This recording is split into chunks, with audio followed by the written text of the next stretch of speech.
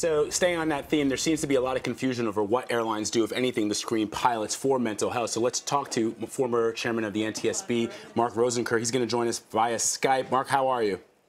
I'm good. How are you doing, Vlad? I'm good, Mark. So let's talk about this. How are airlines testing or screening pilots for possible mental health problems?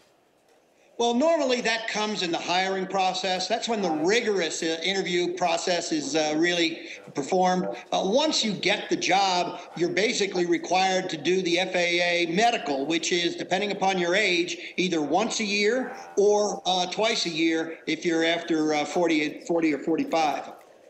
And how often does that testing take place? Would more testing actually help out?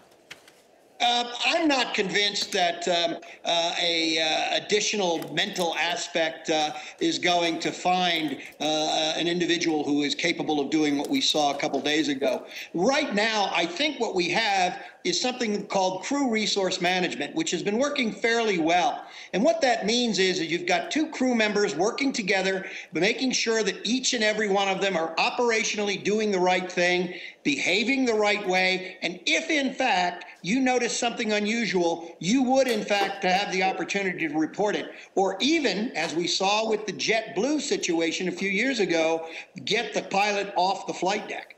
So Mark, are there reasons why a pilot perhaps wouldn't want to self-report? There have been talk of putting in, for example, cameras in the cockpit. Clearly, that would be a very expensive proposition. At any given point in time, there are probably 5,000 to 10,000 flights in the air around the world.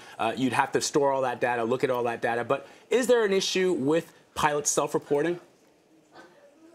There are issues with pilots self-reporting. There are penalties if, in fact, you don't. You could get fined severely from the federal government. You could be fired if, in fact, it was found out by the company that you had an issue and you did not report it. So, unfortunately, people that make their living doing this and recognize that whatever malady they might have could cost the end of their career could, in fact, maybe try to hide it. But let's look at how the program is working right now.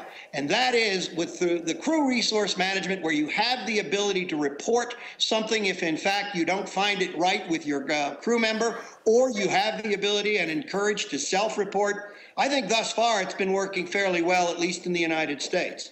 Now, Mark, it's only been a couple of years that the FAA has cleared people on antidepressants to fly, and even less time over in Europe.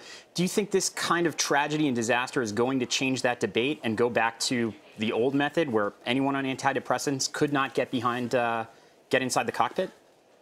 I think we're going to have to take a look at this. Certainly the medical community, along with the aviation community and the regulators, all of them are going to have to sit down and try to decide what is the right way to do this, what is the right way to treat individuals that may have this kind of malady, and also do it without prejudice, because that, in fact, presents the problem of self-reporting.